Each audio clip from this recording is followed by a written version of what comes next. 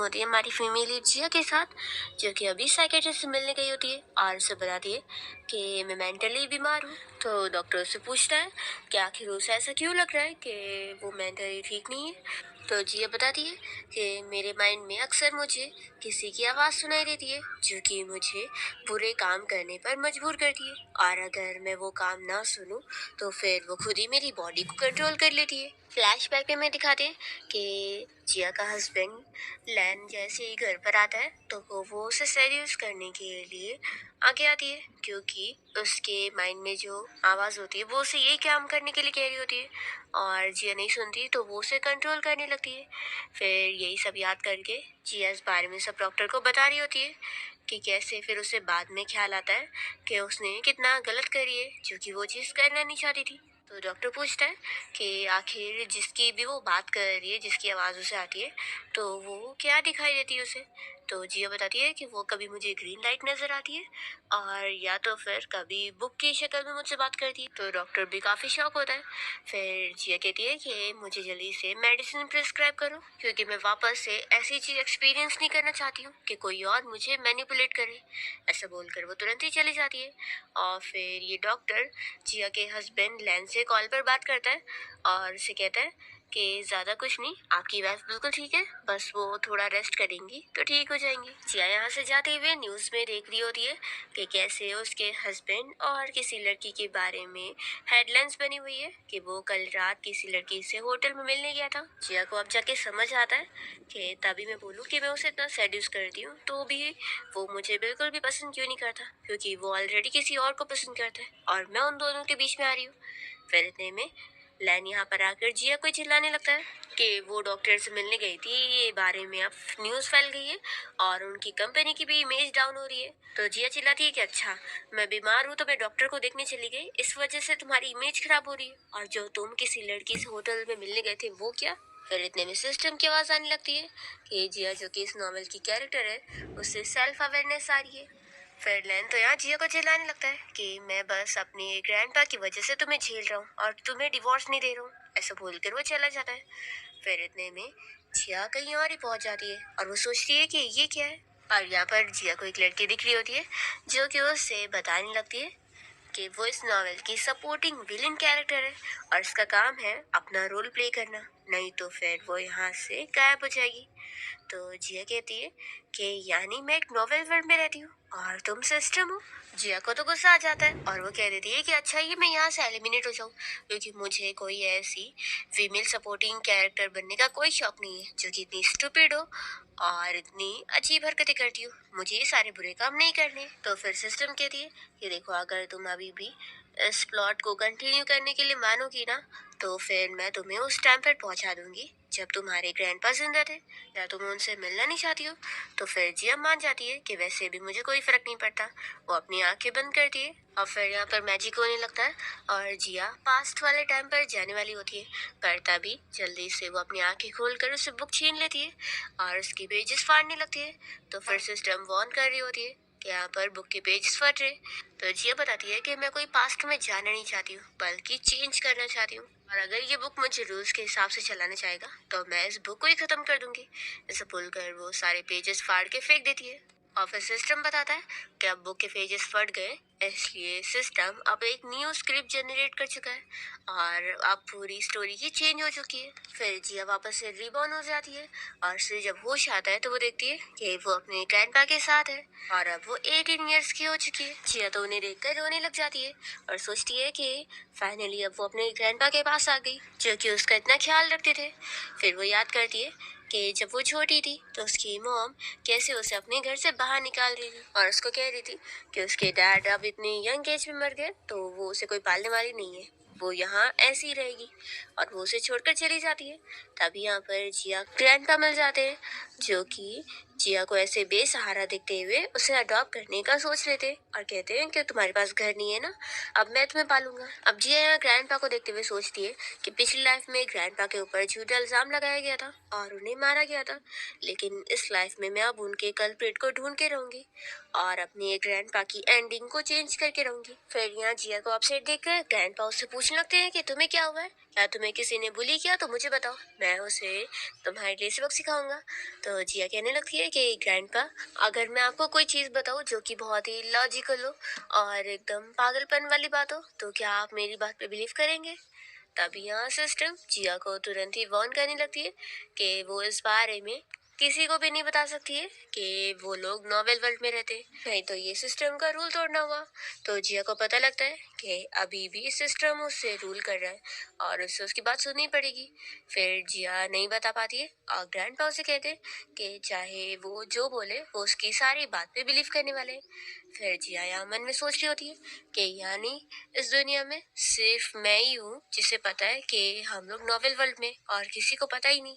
फिर वो अपने ग्रैंडपा से कहती है कि आप फिक्र मत करो, अगर कोई मुझे बुली करेगा ना तो मैं आपको सबसे पहले बताऊंगी। तो फिर वो कहते हैं कि ये हुई ना बात। फिर जिया यहाँ से जाने लगती है और तभी सामने जिया को शैन फैमिली का दूसरा ग्रैंडसन शियन नजर आता है, जो कि हमारा मेन लीड है।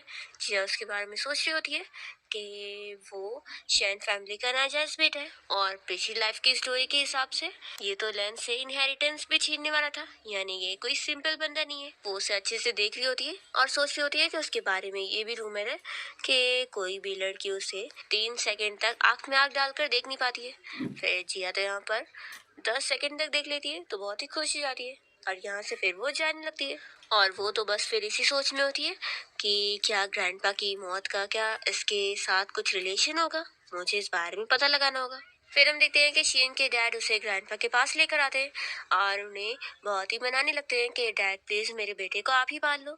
तो फिर ग्रैंडपा कहते हैं कि तुम अपने नाजायज बेटे को मुझे देना चाहते हो पालने के लिए। तो शीन के डैड कहने लगते हैं कि आखिर ये आपका ग्रैंडसन है। तो फिर ग्रैंडपा मान जाते हैं और कहते हैं कि तुम जाके टेम्पल में नील डाउन करो, तब तक मुझे इससे कुछ बात करनी है। तो फिर शियन के डैड यहाँ से जाते हुए उसे समझाने लगते हैं कि इस ओल्ड मैन को अच्छे से प्लीज करना, और वो जोर से कहते हैं कि तुम अपने ग्रैंडपा की बात सुनो, और वो चले जाते हैं। और फिर यहाँ ग्रैंडपा शियन को तो बताने लगते हैं कि उन्होंने उसके और उसके डैड की सारी बातें अब सुन चुके हैं। शियन यह सोच रहा होता है कि कैसे उसके डैड ने उसकी मॉम को जहर देकर उन्हें मार दिए थे, और जब तक वो अपनी मॉम से मिला था तब तक बहुत लेट हो चुकी थी और उसके मॉम के मुंह से खून आ रहा था। अब शियन यह सोच रहा होता है कि शैन फैमिली की इनहेरिटेंस लेके ही वो अपनी मॉम का बदला ले पाएगा, इसलिए वो यहाँ पर आया है। फिर वो ग्रैंडपा को मनाने लगता है कि मैं यहाँ रुकना चाहता हूँ तो प्लीज आप मुझे रख लो। फिर हम देखते हैं यहाँ जिया को, जो कि अपने रूम में सिस्टम से बात कर रही होती है और उससे पूछ रही होती है कि आखिर इस न्यू स्टोरी में मैं कैसे टाइप की पर्सन हूँ, क्या मैं बहुत ही स्ट्रेटेजिक और प्लानिंग वाली पर्सन हूँ। तो फिर सिस्टम उसे बताती है कि उसने क्योंकि पिछली बार रूल तोड़ी थी इसलिए उसको निगेटिव लेबल लग रहा है और इस वजह से वो इस बारी भी स्टूपिड और लेजी पर्सन है। तो जिया कहने लगती है कि आखिर तुम ऐसे निगेटिव कैसे कह सकती हो, और वैसे क्या बोली तुमने मुझे, स्टूपिड? बिल्कुल नहीं। तो फिर सिस्टम जिया को बताने लगती है कि उसे पनिशमेंट के तौर पे 2000 वर्ड्स का सॉरी नोट लिखना पड़ेगा, तो ही उसकी पनिशमेंट कैंसिल हो पाएगी। तो जिया कहती है कि रहने दो, इससे बेहतर है कि मैं स्टूपिड और लेजी बन के रहूं, और अब तो मैं आराम से सोऊंगी भी तो भी कोई मुझे डिस्टर्ब नहीं करेगा। फिर इसके बाद ग्रैंड पाया शियन के साथ चेस खेलते होते हैं और जिया यहीं पर ही बैठकर सो रही होती है। तो ग्रैंडपा कहने लगते हैं कि आखिर ये फिर क्यों सो गई। तो जिया उठ जाती है और कहने लगती है कि ग्रैंडपा मैं क्या कर सकती हूँ, शायद मेरे अंदर लेजीनेस इतना ही ज्यादा बढ़ गया है कि मैं चेंज नहीं कर सकती हूँ, तो आप प्लीज मुझे डिसलाइक मत करना। तो ग्रैंडपा तो कह रहे थे कि तुम चाहे जैसे भी रहो, ग्रैंडपा कभी तुम्हें डिसलाइक नहीं कर सकते, तुम हमेशा ग्रैंडपा की फेवरेट रहोगी। तो ये सब सुनकर शियन सोच रहा होता है कि आखिर इस लड़की ने ग्रैंडपा के ऊपर क्या जादू करी है जो ग्रैंडपा इसे कुछ ज्यादा ही मानते हैं, और बिना ब्लड रिलेशन के भी ये उनकी इतनी फेवरेट बनी बैठी है। जिया कहती है कि ग्रैंडपा आप तो हारने वाले हैं, और सच में शेन तो कितना ज्यादा अमेजिंग है, वो इतना अच्छा खेलता है। फिर इतने में यहाँ पर आंटी आ जाती है और वो शेन को चिल्लाने लगती है कि तुम्हारी इतनी हिम्मत कि तुम हमारी फैमिली में एंटर करोगे, मैं तुम्हें यहाँ पे रहने नहीं दूंगी। ऐसा बोलकर वो उसके मुंह पे चाय फेंक देती है। तो फिर ग्रैंडपा तो शेन की आंटी को यहाँ डांटने लगते हैं और उन्हें बात करने के लिए लेकर जाते हैं कि आखिर शियन अब इस फैमिली का हिस्सा है। और यहाँ पर जिया शियन को देखकर सोच रही होती है कि इसने इतना सब कुछ सह लिया, ये कितना स्ट्रांग है। फिर ये अपने रूम में आने के बाद इस बारे में सोच रही होती है कि आखिर मैं अपने ग्रैंडपा के कल्प्रिट को कैसे ढूंढूंगी, और आखिर मैं इतनी स्मार्ट कैसे बनूं कि ये सब चीज़ें मुझे पता लगे। फिर वो मेड आंटी से पूछने लगती है कि आखिर ज़्यादा स्मार्ट जल्दी कैसे बनते। तो वो कहती है कि क्यों ना आप अपनी ग्रैंडपा से ही पूछ लो, वो ही सबसे ज़्यादा स्मार्ट है। तो फिर जिया ग्रैंडपा को ढूंढने जा रही होती है। फिर जिया को यहाँ हाउसकीपर से पता लगता है कि उसके ग्रैंडपा भी कहीं गए हुए हैं। और तभी वो सामने से शियन को आता हुआ देखती है, जिसने कोई प्लांट लिया होता है। तो वो पूछने लगती है कि ये तो ग्रैंडपा का फेवरेट फ्लावर है ना, कि उसे कहाँ लेके जा रहा है। तो वो बताता है कि असल में ग्रैंडपा ने उसे शियन को गिफ्ट कर दिए। तभी जिया यहाँ शियन को रोकती है और उससे पूछती है कि क्या तुम्हारे पास कोई रास्ता है जिससे मैं जल्दी स्मार्ट हो सकूं। तो शियन तो कहने लगता है कि स्मार्ट बनने के लिए तुम्हें बुक रीड करना चाहिए।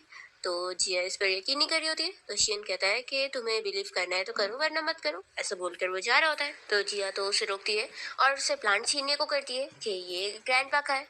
तो भी वो नहीं दे रहा होता है और फिर उसके पास आने लगता है। तो जिया सोचती है कि ये कितना दुख है। तभी यहाँ शियन उसे समझा देता है कि तुम अपना स्टडी करो, समझी। और वो चला जाता है। फिर ये सभी लंच करने बैठते हैं। तो जिया शियन से सी फूड मांग लेती है और फिर उसे देना पड़ जाता है। तो ग्रैंडपा फिर अपने हिस्से का शियन को दे देते हैं खाने के लिए और वो खा लेता है। तो ये देखकर जिया सोचती है कि ये कितना चालाक है, जरूर ये ग्रैंडपा के खिलाफ कोई प्लानिंग कर रहा है, नहीं तो इसे सी फूड से एलर्जी है, इसने ग्रैंडपा का दिया वो सी फूड क्यों खाया। फिर जिया तो यहाँ पर एलर्जी वाली मेडिसिन ले आती है और उसे वो पानी में मिलाकर शियन को देने लगती है और कहती है। तो जिया की तारीफ करते हैं कि वो कितनी अच्छी है। शियन को शक भी होता है कि आखिर ये कब से इतनी अच्छी हो गई। फिर वो पानी पी लेता है। फिर रात में शियन को उसके डैड का कॉल आता है और वो उसे कह रहे होते हैं कि तुमने ग्रैंडपा का दिया वो सी फूड खाए थे ना, अब तुम्हें ये सी फूड वाला सूप भी पीना होगा ताकि तुम्हारी एलर्जी और बढ़ जाए और फिर ग्रैंडपा तुम्हारे बारे में गिल्टी फील करेंगे, तभी तो तुम्हें इनहेरिटेंस मिलेगी। शियन समझ रहा होता है कि उसके डैड तो बस चाहते हैं कि वो मर ही जाए, फिर भी वो ये सूप पी लेता है क्योंकि उसके पास ऑप्शन नहीं था। पर वो बाद में सोचता है कि उसे आखिर बिल्कुल भी कोई एलर्जी क्यों नहीं हुई, जबकि हमेशा तो उसका हाल खराब हो जाता है। दूसरी तरफ जिया यहाँ सो रही होती है। तभी इतने में सिस्टम उससे बात करने लग जाती है। तो फिर जिया को अपनी नींद में से उठना पड़ता है और वो पूछती है कि आखिर क्या है। तो फिर सिस्टम उसे बता रही होती है कि उसने असल में अपना फर्स्ट मिशन कंप्लीट करी है, जो कि ये था कि उसे बेचारी चीज को प्रोटेक्ट करना था और उसने इस मिशन को पूरा करी। जिया यहाँ पर पूछने लग जाती है कि आखिर ये बेचारी चीज कौन है। और फिर वो ये भी पूछती है कि वैसे अभी तुमने क्या बताया कि मैं मिशन कंप्लीट कर लूंगी तो मुझे आगे की स्टोरी रीराइट करने के लिए बैन मिल जाएगा और मैं अपना खुद की स्टोरी बना सकती हूँ। फिर तो वो पूछती है कि मैं अपने ग्रैंडपा की एंडिंग को भी चेंज कर सकती हूँ। तो सिस्टम उसे हाँ कहती है। तो फिर जिया खुश हो जिया यहाँ पर पूछने लग जाती है कि आखिर ये बेचारी चीज कौन है। और फिर वो ये भी पूछती है कि वैसे अभी तुमने क्या बताया कि मैं मिशन कंप्लीट कर लूंगी तो मुझे आगे की स्टोरी रीराइट करने के लिए बैन मिल जाएगा और मैं अपना खुद की स्टोरी बना सकती हूँ। फिर तो वो पूछती है कि मैं अपने ग्रैंडपा की एंडिंग को भी चेंज कर सकती हूँ। तो सिस्टम उसे हाँ कहती है। तो फिर जिया खुश होकर पूछती है कि फिर ये बताओ कि आखिर ये बेचारी चीज़ है कौन जिसे मुझे प्रोटेक्ट करना है। तो फिर सिस्टम उसे बताती है कि उसे ये खुद पता लगाना होगा। तो जिया को तो गुस्सा आ रहा होता है और वो गुस्से में उस नॉवेल वाली बुक को ही फाड़ने जा रही होती है। तो सिस्टम उसे बता देती है कि अगर वो फाड़ देगी ना तो आगे फिर उसे बिल्कुल भी कोई हिंट्स नहीं मिलेंगे। तो फिर वो रुक जाती है और सोचने पड़ती है कि आखिर वो है कौन जिसे मुझे रेस्क्यू करना होगा। फिर नेक्स्ट डे शियन सुनता है कि मेट्स यहाँ आपस में बातें कर रही होती है कि जिया कितनी ज़्यादा अच्छी है, वो आज बहुत सारे कैट और डॉग को पकड़ के ला रही है और उनकी केयर कर रही है। और साथ ही उसे कल एलर्जी भी हो गई थी, उसने एलर्जी वाली मेडिसिन भी ली थी। तो ये सुनने के बाद शियन फिर जल्दी से इस बारे में पूछने लगता है कि किसने एलर्जी वाली मेडिसिन ली थी। तो बताती है कि हाँ, कल मिस जिया को एलर्जी हुई थी। फिर शियन को तो यहाँ पर शक हो जाता है कि लगता है जिया ने कल उसे वही मेडिसिन दी है। फिर वो जैसे यहाँ ग्रैंडपा के पास जाता है तो इतने में घर पे जिया आई होती है और वो हाउसकीपर से पूछ रही होती है कि क्या यहाँ के आसपास के सारे कैट और डॉग को मैंने लेकर आ गई हूँ। फ्लैशबैक में हमें दिखाते हैं कि जिया आसपास के सारे कैट और डॉग्स को ढूंढने गई होती है और वो सोच रही होती है कि इनमें से आखिर वो बेचारी चीज़ कौन है जिसे सिस्टम ने उसे रेस्क्यू करने के लिए बोला है। फिर जिया यहाँ ग्रैंडपा को देखते के साथ ही उन्हें हाई करने लगती है और फिर वो कहती है कि अच्छा, शियन भी यहाँ पर है। तो ग्रैंडपा कहते हैं कि उससे अच्छे से बात करो। तो फिर जिया शियन से फिर अच्छे से बात करती है और वो उसके सर पे हाथ रखता है और तभी सिस्टम जिया को बताने लगती है कि उसने बेचारी चीज़ के साथ कुछ कनेक्शन बनाई है। ये सुनते के साथ ही जिया शॉक होती है और वो सोच में पड़ जाती है कि क्या यही वो बेचारी चीज़ है जिसे सिस्टम ने मुझे रेस्क्यू करने के लिए बोला है, इसे रेस्क्यू की ज़रूरत है। पिछली लाइफ में तो ये कितना ज़्यादा पावरफुल था, तो अब ऐसे कैसे हो गया? जिया को बिल्कुल यकीन नहीं आ रहा होता है और वो उसके पास जाकर सोच रही होती है कि क्या सच में ये वही होगा। पर इतने में जिया उसके पीछे से एक टर्टल को उठाने लगती है और सिस्टम उसी वक्त पे बता देती है कि कंग्रेचुलेशन, तुमने फिर से बेचारी चीज़ के साथ इतना अच्छा कनेक्शन बनाई। तो यहाँ पर जिया को फिर लग जाता है कि ये टर्टल ही वो बेचारी चीज़ है। तो वो खुश होकर उसे कहने लगती है कि अब से तुम मेरे बेस्ट फ्रेंड हो। फिर ग्रैंडपा मना करने लगते हैं कि इसे मत पालो, इसे तो अभी चोट भी लगी हुई है। तो जिया कहती है कि आप फिक्र मत करो, मैं इसे अपने प्यार से ठीक करने वाली हूँ। तो ग्रैंडपा कहते हैं कि इसे प्यार की नहीं बल्कि मेडिसिन की ज़रूरत है।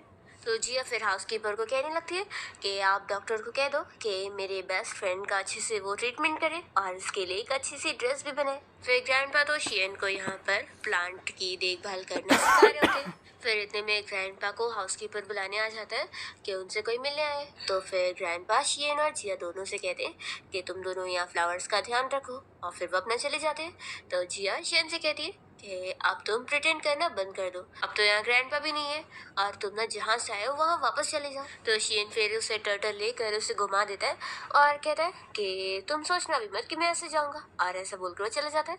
तो जिया को फिर बहुत ही ज्यादा बुरा लगता है अपनी टर्टल के लिए और वो कहती है कि तुम सच में कितने इनह्यूमन हो। दूसरी ओर फिर हम देखते हैं कि सूजी यहाँ से मजे में घूमते हुए जा रही होती है।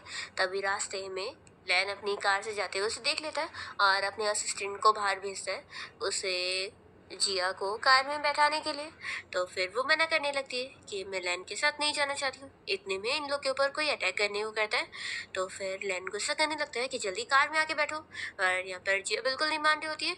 तो फिर लैन जल्दी से आकर उसे बेहोश करता है और अपने साथ लेकर जाता है। दूसरी ओर शेन अपने डैड के घर गया होता है और वो छुप कर उनकी बातें सुन रहा होता है, जो कि अपने गार्ड को चिल्ला रहे होते हैं कि वो लोग लैंड को बिल्कुल यहाँ पकड़ के नहीं ला पाए। वो लोग बताते हैं कि वहाँ पर जिया आ गई थी और फिर तभी वो लोग साथ में चले गए। तो फिर जियन के डैड को शक हो जाता है कि कहीं वो दोनों साथ में मिले हुए तो नहीं है।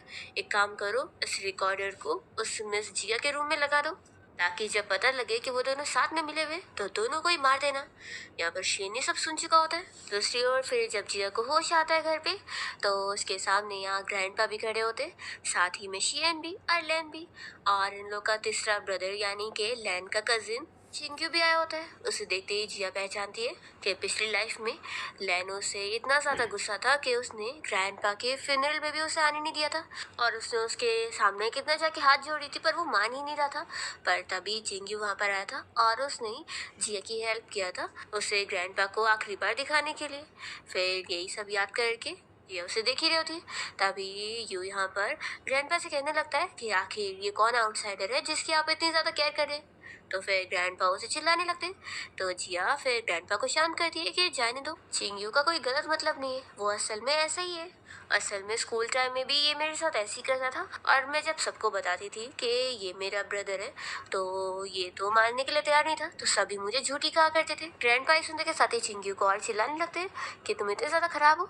तो वो मन में सोचता है कि मुझे तो लगा था कि ये बस रोते रहने वाली लड़की होगी, लेकिन इसने तो ग्रैंडपा को सब बता दी। ग्रैंडपा इन तीनों को ही ऑर्डर देने लगते हैं और समझा देते हैं कि तुम सभी को जिया का अच्छे से ख्याल रखना है और इसे हमेशा प्रोटेक्ट करना है। तो फिर चिंग्यू तो यहाँ पर मजाक उड़ाने लग जाता है और कहता है कि वो तो बिल्कुल नहीं करेगा। तो ग्रैंडपा उसे डांट रहे होते हैं। तो फिर वो चला जाता है और यहाँ पर जिया कहती है कि ग्रैंडपा आप शांत हो जाओ, हम लोग ना जिंजर वाला सूप बनाएंगे और उसे तो बिल्कुल नहीं देंगे। तो वो जल्दी से वापस आता है और कहता है कि ऐसे कैसे नहीं दोगे। फिर जिया उसका मजाक उड़ाने लगती है कि जैसे तुम्हारे डैड भी इतना स्ट्रॉन्ग टॉनिक सूप नहीं पी पाते तो तुम भी तो सेम नहीं पी पाओगे ना, और वो उसके ऊपर हंस रही होती है।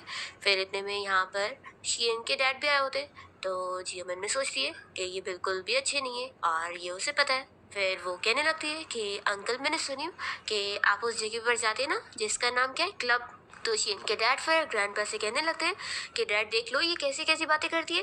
तो ग्रैंडपा फिर उसे ही चिल्लाते हैं इसमें तुम्हारी गलती है। तो फिर शियन के डैड फिर हार मान लेते हैं और सॉरी कहते हैं। फिर ग्रैंडपा इन सभी से कहते हैं कि तुम लोग बाहर चलो, मुझे तुम लोग से कुछ ज़रूरी बात करनी है।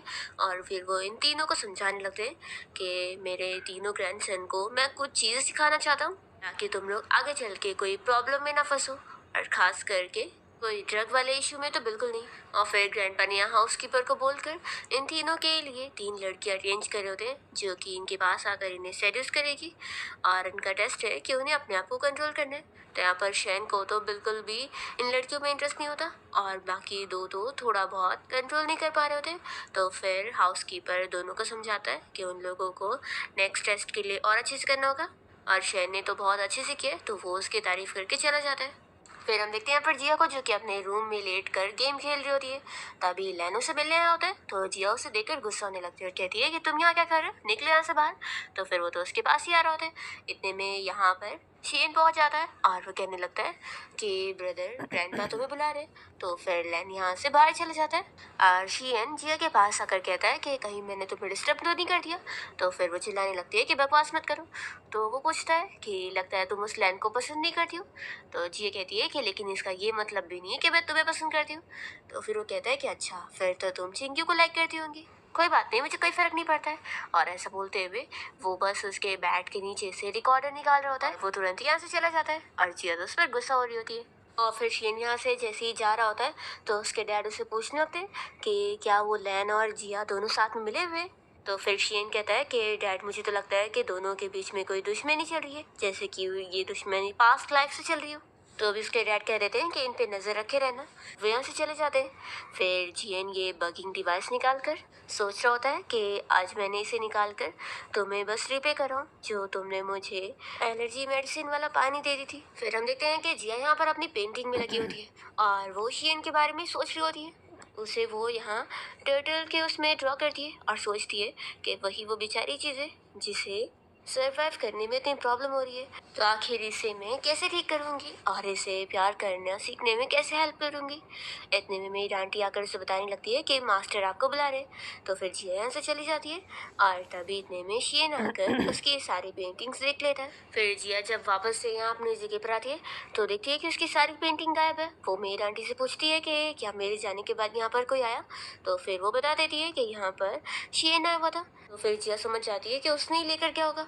दूसरी ओर शियन तो यहाँ अपने रूम में आने के बाद जिया की बुक खोलकर उसकी बनाई हुई सारी ड्राइंग देख रहा होता है और वो सब समझ जाता है कि इसने सब उसे ड्रॉ करी है।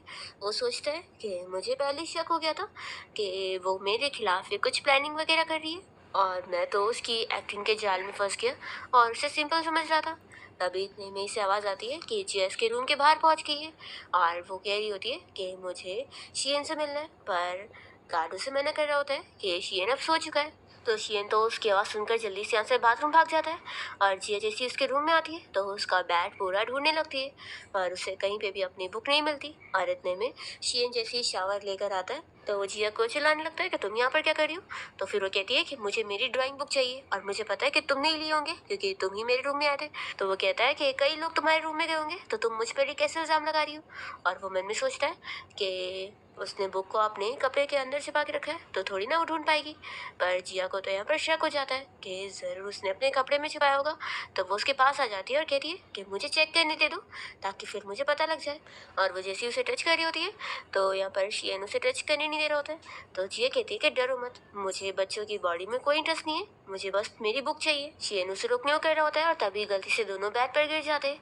और फिर यहाँ शियन खुद ही जिया को अपनी बॉडी टच कराने लगता है और कहता है कि तुम खुद ही देख लो क्या बुक मेरे पास है।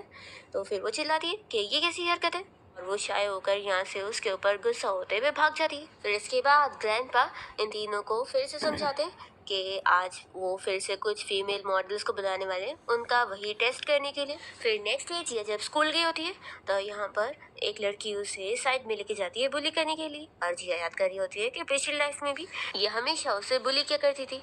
फिर यहाँ पर वो उसे चाकू से डरा रही होती है तो जिया उसे चाकू लेकर खुद ही कोई मार लेती है और उसे चोट लग जाती है और तब खून आने लगता है। तो फिर वो लड़की तो डर जाती है और फिर यहाँ घर पे इन तीनों को पता लग जाता है कि जिया को स्कूल में बुली किया गया है। तो ये तीनों फिर जिया को प्रोटेक्ट करने जाने के लिए निकलते हैं और यहाँ पर शियन तो सबसे पहले जिया के पास पहुँचता है और उसे उठा के लेके जाने लगता है। तो जिया बेहोश होने का नाटक कर रही होती है और उसे बता देती है कि थोड़ा धीरे करो, ये नकली खून है, नहीं तो फिर सभी को पता लग जाएगा। तो फिर वो भी शौक होता है कि सच में कितनी चालाकी है। फिर लोग जब हॉस्पिटल आ जाते हैं तो डॉक्टर भी ये देखने के बाद शौक होता है कि वो बिल्कुल ठीक है और ये सारी बस एक्टिंग थी। पर वो लड़की जिसने इसे मारने की कोशिश करी थी वो तो पूरा शॉक में चली गई होती है और ट्रॉमा में बैठी होती है। और यहाँ पर शियन, लैन और चिंग्यू तीनों ही यहाँ पर होते हैं उससे प्रोटेक्ट करने के लिए। तो जिया बेहोश होने का नाटक करते हुए इन तीनों की आवाज़ सुन रही होती है। फिर इतने में उस लड़की का भाई यहाँ पर आ जाता है जिया को चिल्लाने के लिए कि उसकी वजह से उसकी बहन शॉक में चली गई। तो लैन जल्दी से उसे पैर से मारता है और कहता है कि एक तो तुम्हारी सिस्टर ने मेरी सिस्टर को चाकू से मार कर उसे चोट पहुंचाई है और तुम यहाँ हमें बातें सुना रहे हो। तो जिया तो शॉक होती है और सोच रही होती है कि आखिर लैन कब से इतना बदल गया कि वो इसे इतना प्रोटेक्ट कर रहा है। फिर शियन जल्दी से जिया को उठाता है और कहता है कि चलो अब और बेहोश होने का नाटक करना बंद करो और हम लोग घर चलते हैं। और फिर उसे उठा के लेके जाता है। फिर इसके बाद जिया यहाँ ग्रैंडपा के पास पहुंच जाती है। ग्रैंडपा यहाँ उससे पूछते हैं कि क्या इससे पहले भी उसे स्कूल में बुली किया जाता था। तो जिया कहती है कि बिल्कुल नहीं ग्रैंडपा, मैं बिल्कुल ठीक हूँ। तो फिर ग्रैंडपा उसकी तारीफ करते हैं कि आज उसने बिल्कुल सही करी है। और फिर वो इन तीनों को ऑर्डर देने लगते हैं कि कल से तुम तीनों बारी बारी करके जिया को स्कूल छोड़ने जाया करोगे। तो फिर इन लोगों को मानना ही पड़ता है। और ग्रैंडपा ये भी बता देते हैं कि अब से शियन को छोड़कर बाकी दो लोगों को अपना टेस्ट फिर से वापस से करना होगा। जब तक वो लोग अपने आप को कंट्रोल करना नहीं सीख लेते तो बेचारे तो शौक रह जाते हैं कि अब फिर से उन्हें उन लड़कियों को झेलना होगा। फिर नेक्स्ट डे जब जिया स्कूल के लिए रेडी हो जाती है तो जैसे ही वो बाहर आती है तो यहाँ पर लैन पहले से ही कार में उसका वेट कर रहा होता है और वो उससे बैठने के लिए बोलता है। तो जिया कहती है कि जब तुम खुश नहीं हो तो फिर तुम ग्रैंडपा को मना कर दो। तो लेन कहता है कि अगर तुम्हें कोई प्रॉब्लम है तो जाओ तुम ही ग्रैंडपा को मेरे बारे में कंप्लेन करो ताकि वो मुझे मैनेजमेंट दे। तो जिया कहती है कि मैं एक ही शर्त पे कार में बैठूंगी, जब तुम मुझे बोलोगे कि प्रिंसेस कार में आके बैठो तो ही।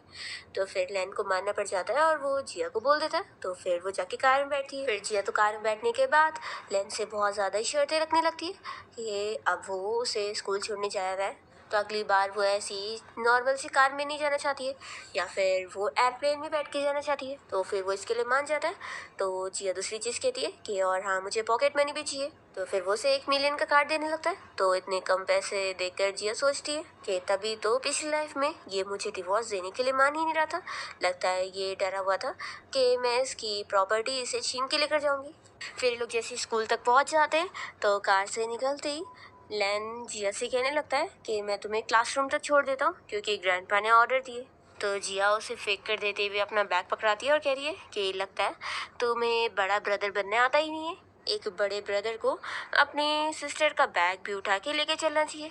तो लेन भी चिल्लाने लगता है कि कोई छोटी सिस्टर भी तुम्हारी तरह नहीं होती है जो कि अपने ब्रदर से ऐसे रूडली बात करे और उससे ब्रदर तक ना बोले। फिर जिया उससे बैग छीन कर ले लेती है और उसका कपड़ा गंदा हो जाता है। तो यहाँ पर फिर असिस्टेंट कपड़ा दे रहा होता है लैन को साफ करने के लिए। तो जिया मना करती है और कहती है कि अगर तुमने इसे क्लीन करे ना तो मैं ग्रैंडपा को बता दूंगी और तुम्हारे बारे में कंप्लेन करूंगी। तो फिर वो रुक जाता है और इतने में जिया की कुछ क्लासमेट यहाँ पर आ जाती है और से पूछती है कि क्या ये तुम्हारा ब्रदर है, ये कितना अच्छा है जो तुम्हें स्कूल तक छोड़ने आए।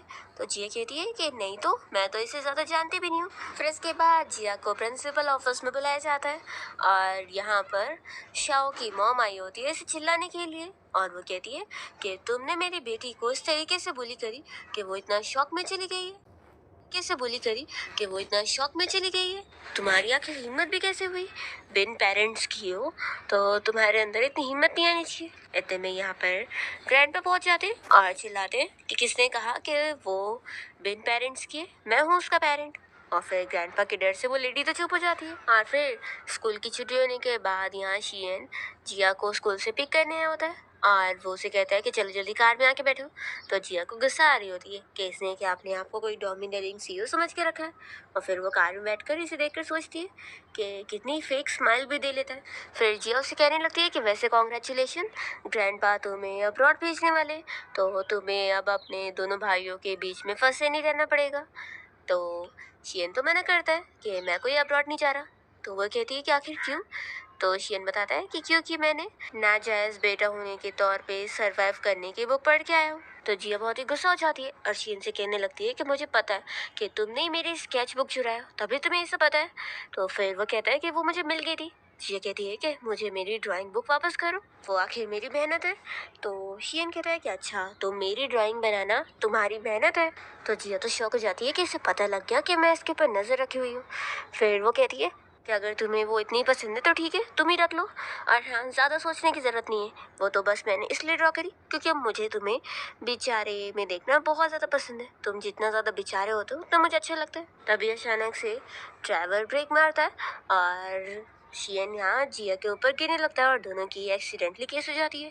तो फिर जिया तो इतना शॉक में होती है और फिर वो शियन को चिल्लाने लगती है कि तुमने मेरी फर्स्ट केस ले ली, लाओ मुझे वापस दो।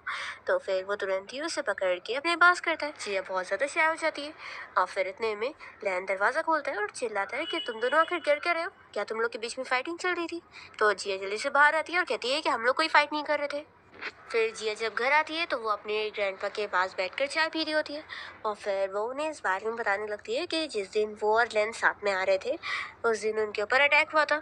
और फिर वो और भी कुछ बताने में करती है तो सिस्टम तुरंत ही उसे रोक देती है कि वो नोवेल वर्ल्ड के बारे में कुछ भी डिटेल नहीं बता सकती है। तो फिर वो चुप हो जाती है और यहाँ पर ग्रैंडपा को शक हो जाता है कि वो रीबॉर्न हुई है क्योंकि ग्रैंडपा को उसका बिहेवियर काफ़ी डिफरेंट लग रहा होता है। तो ग्रैंडपा समझ जाते हैं कि ज़रूर पिछली लाइफ में उसने सफ़र करी होगी और उसके साथ सभी अच्छे से नहीं रहे होंगे। फिर वो कहने लगते हैं कि तुम तो कितनी बड़ी हो गई हो।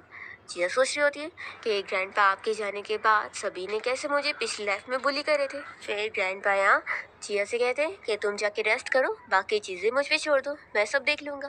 तभी लैन आकर ये सब देख रहा होता है और वो सोचता है कि ग्रैंडपा सच में जिया को कितना ज़्यादा केयर करते हैं। और फिर जिया के बताने के हिसाब से ग्रैंडपा अपने हाउसकीपर को शेन फैमिली के सारे मेंबर्स को इन्वेस्टिगेट करने के लिए बोलते हैं। फिर नेक्स्ट सीन में हम देखते हैं कि ग्रैंडपा किसी मीटिंग के लिए गए होते हैं और तभी यहाँ पर शेन के डैड पहुँच जाते हैं और वो लेन से कहने लगते हैं कि अब डैड तुम्हें बिजनेस संभालने को देने वाले, तो तुम्हें अच्छे से मेहनत करना होगा। तो यहाँ पर लेन कहता है कि ठीक है अंकल, लेकिन अभी आप अंदर नहीं जा सकते, ग्रैंडपा बिजनेस मीटिंग में। तो फिर वो ठीक है बोलकर चले जाते हैं और लेन अपने असिस्टेंट को बोलकर अभी भी इस बारे में पता लगा रहा होता है कि आखिर किसने उस पर अटैक किया था। दूसरी ओर हम यहाँ पर चिंग्यू के डैड को देखते हैं जो कि अभी बिजनेस मीटिंग से आ रहे होते हैं और यहाँ पर उसे भी समझा रहे होते हैं कि उसे भी अब काम पर ध्यान देना चाहिए। तो फिर वो कहने लगता है कि आखिर अब आप कौन सा फ़ायदा उठाना चाहते हैं, कि और भी सारी कंपनी स्टार्ट करना चाहते हैं। तो फिर उसके डैड चिल्लाते हैं कि तुम अपने डैड से कैसे बात कर रहे हो। तो चिंगी भी कहता है कि अच्छा, तो अब आपको याद आ रहा है कि आप मेरे डैड हो। जब मेरी मॉम मर रही थी और मैंने आपको बोला था कि आप मेरी मॉम से मिलने चलो, तब तो आप मेरे डैड नहीं बन रहे थे। तो फिर उसके डैड गुस्से में यहाँ से चले जाते हैं और यहाँ पर ये सारी चीज़ें शियन सुन रहा होता है और वो जैसे यहाँ पर आता है तो चिंगी उससे कहने लगता है कि तुम्हारे डैड भी तुम्हें पसंद नहीं करते। तो शियन कहता है कि मुझे भी नहीं पता था कि तुम्हारे डैड भी तुम्हें पसंद नहीं करते, और वो चला जाता है। फिर जिया भी ग्रैंडपा की इस पार्टी में पहुंच जाती है और सोचती है कि मुझे सब कुछ ठीक करना होगा क्योंकि इसी पार्टी के बाद ग्रैंडपा की मौत हो गई थी। फिर सिस्टम यहाँ से जिया को मैजिकली अपने पास बुला लेता है बात करने के लिए और उसे बताता है कि वो अब तक ऐसी चीज़ें कर रही है जिससे बस स्टोरी चेंज होती जा रही है और अब पूरा 60% चेंज हो गया है, इसलिए नॉवेल फिर डिस्ट्रॉय हो सकती है। इसलिए पहले उसे स्टोरी के हिसाब से चलना पड़ेगा, उसके बाद ही वो अपने ग्रैंडपा को बचा पाएगी। और अब वो स्टोरी की फीमेल लीड है तो उसे अपने मेन लीड की फर्स्ट लव बनना होगा। तो फिर वो कहती है कि यानी पहले मुझे ये पता लगाना होगा कि आखिर मेन लीड कौन है जिसकी मैं फर्स्ट लव बनूंगी, फिर ही मैं अपने ग्रैंडपा को बचा सकती हूँ।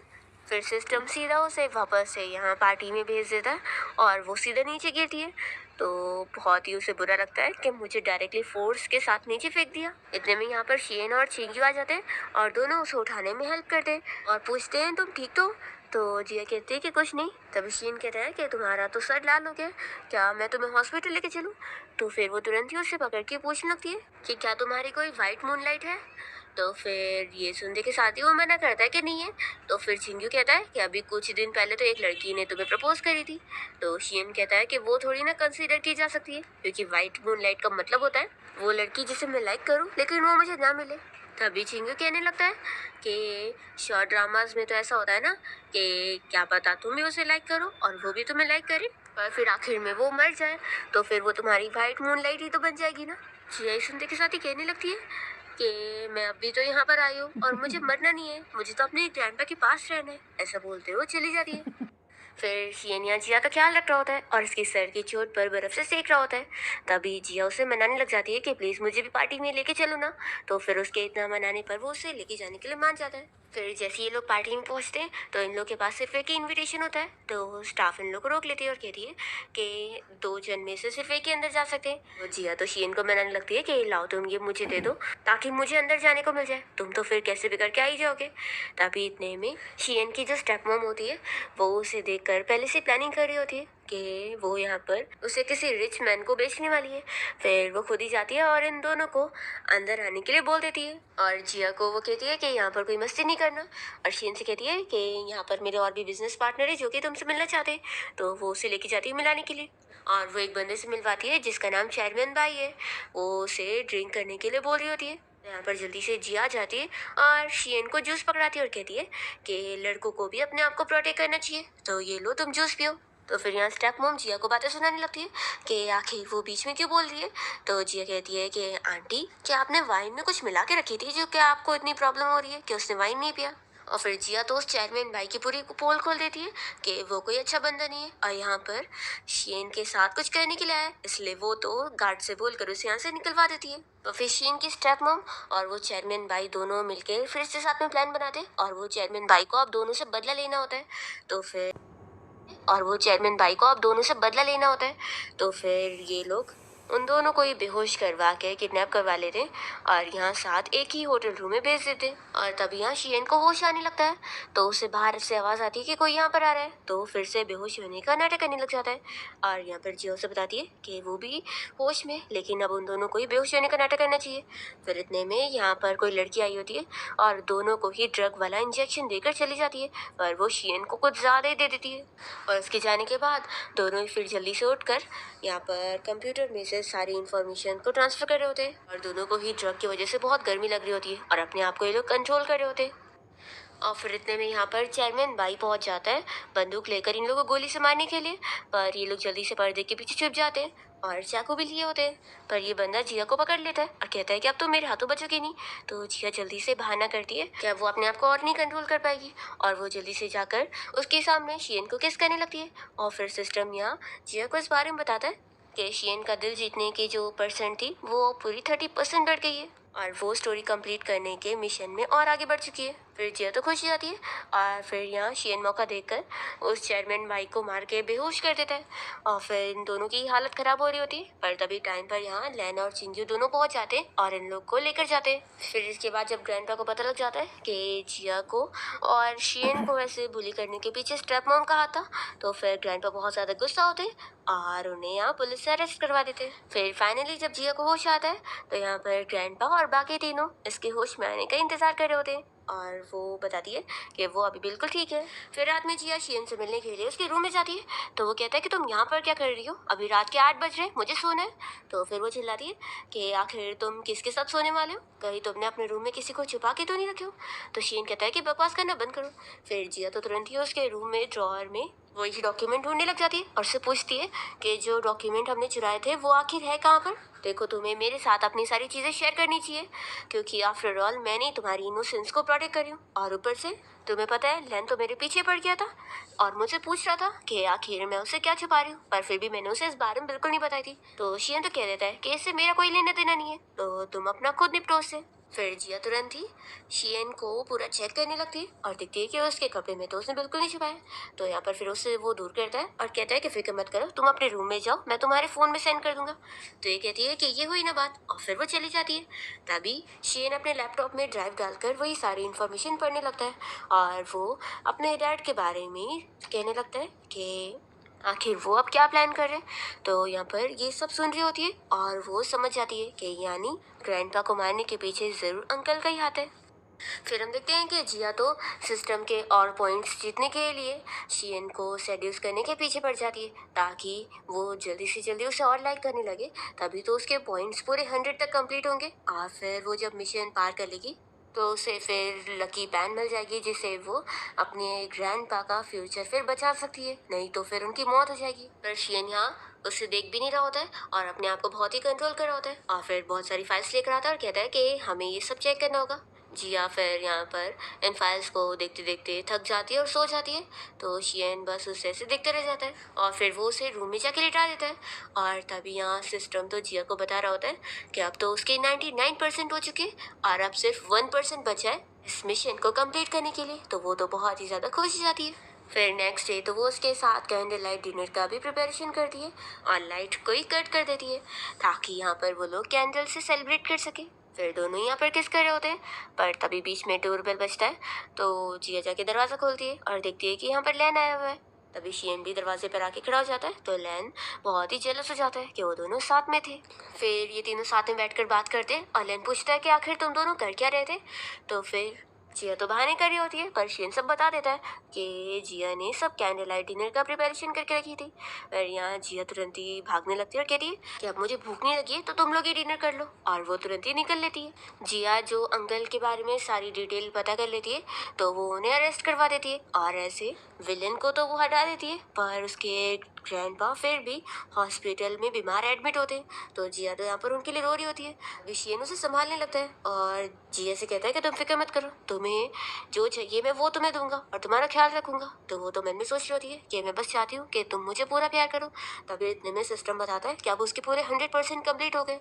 फिर तो जिया को पैन मिल जाती है और वो अपने ग्रैंडपा की जान बचा लेती है। और फिर फाइनली अपने ग्रैंडपा को हैप्पी देखकर जिया भी खुश होती है। जिया ने शियन को टेस्ट पीरियड पे रखी होती है कि वो उसे अपना बॉयफ्रेंड तभी बनाएगी जब टेस्ट कंप्लीट होगा। तो पर इसी बीच में लेन भी जिया के पीछे पड़ जाता है, पर जिया उसे साफ मना कर देती है कि मैं तुम्हें बिल्कुल लाइक नहीं करती हूँ। तो वो पूछता है कि क्या तुम मुझसे नफरत करती हो, आखिर मैं भी तो तुम्हें इतना लाइक करता हूँ। पर जिया फिर भी उसे मना ही करती है। और फिर शियन ने यहाँ जिया के लिए बर्थडे केक लेकर आया और वो कहता है कि अब तो तुम मुझे अपना बॉयफ्रेंड बनाओगी ना। पर जिया मना कर देती है और कहती है कि तुम टेस्ट में फेल हो चुके हो।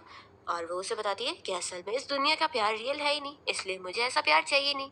और वो तो उल्टे यहाँ से भाग जाती है क्योंकि अब उसे पता चल गया है कि ये नॉवेल वर्ल्ड की स्टोरी अब कंप्लीट हो चुकी है। तो अब ये वर्ल्ड डिसअपियर हो जाएगा। और इसी के साथ इस ड्रामा की एंडिंग यहाँ पर हो जाती है।